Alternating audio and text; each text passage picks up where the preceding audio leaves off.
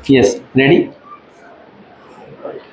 Start. उपाध्यक्ष महोदय, मैं राष्ट्रपति महोदय के भाषण पर जो धन्यवाद प्रस्ताव है उसका समर्थन करने के लिए खड़ा हुआ हूँ।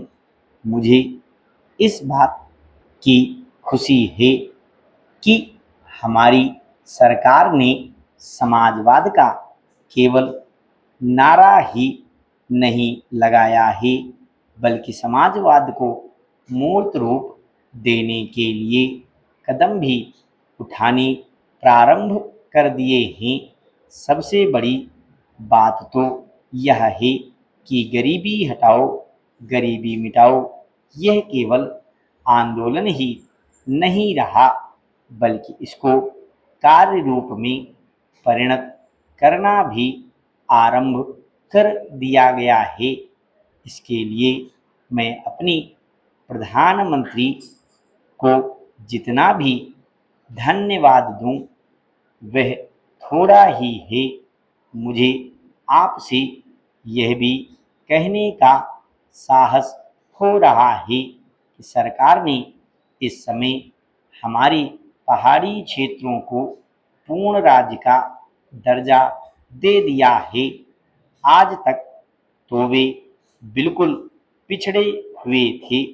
मैं आपसे यह कहने का भी साहस कर रहा हूँ कि पहाड़ी और सीमा के क्षेत्रों को राज्य का अधिकार तो दे ही दिया गया है, उनको यह अवसर भी दिया गया है कि वे अपने पिछड़े हुए इलाके को उन्नत बनाने के लिए स्वयं प्रयत्न करें और अपने पैरों पर खड़े हों।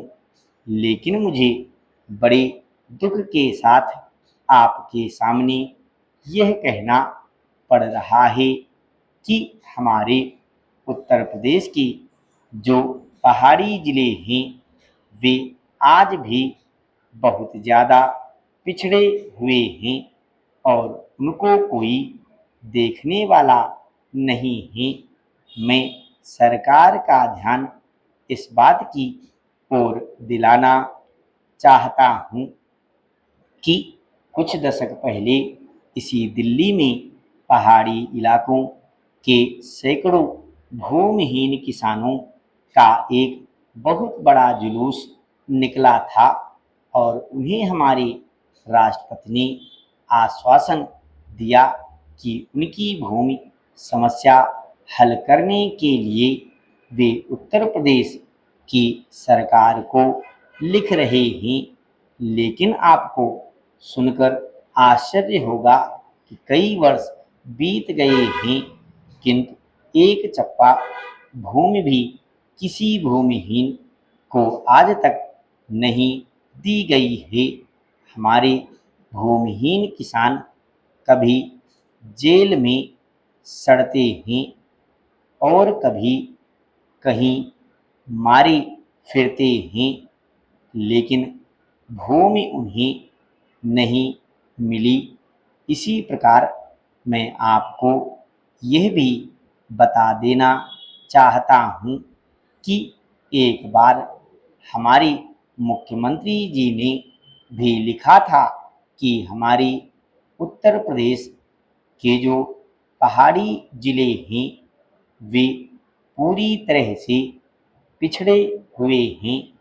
इसके अलावा एक बार हमारे प्रधानमंत्री जब यहाँ दौरे पर आए थे तब उन्होंने एक सार्वजनिक सभा में भाषण दिया था